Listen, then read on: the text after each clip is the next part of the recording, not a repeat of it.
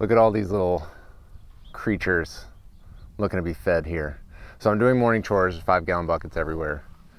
I had to bring water out, everything is freezing, and wanted to shoot a video to introduce a podcast episode because the pig, who in one of the last videos you saw was ready to have babies, had some babies. It didn't go well, and we're going to talk about that in today's video.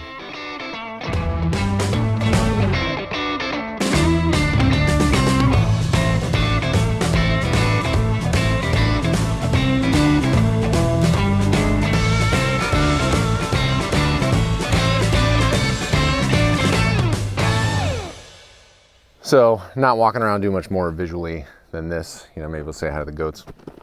But long story short, this pig back there had some babies, 7 to be exact.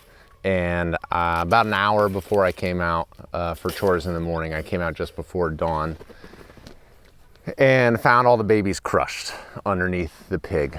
And we made a creep area for to draw the piglets in with heat lamps, and it would be safe and isolated from mom, kind of like the principles of farrowing crate, but still having an open shelter.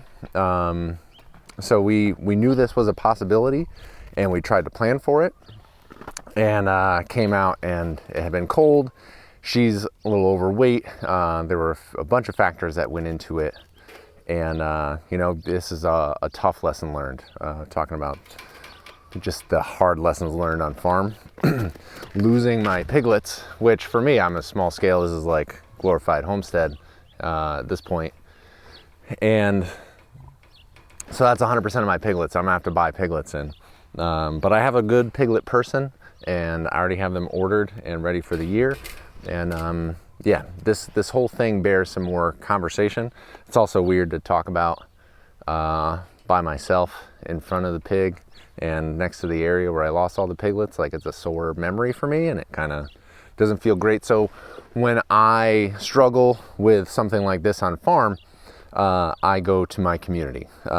When the pig was pregnant and about to have babies, I had friends on speed dial who knew my situation and knew pigs because they farrow pigs of their own.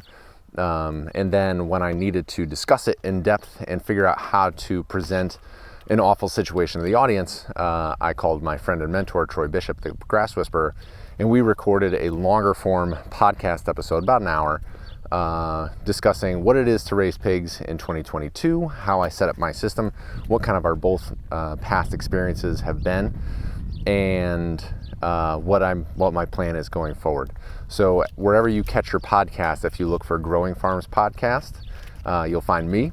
And look for the February update 2022.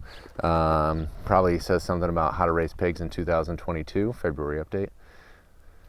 And you'll get to hear the long form version of that.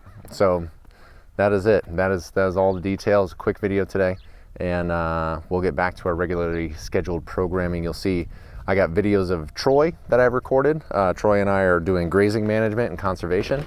So we're going to talk about how to get the most out of your grass this year with chickens and with cows and with pigs, because I'll have pigs as well.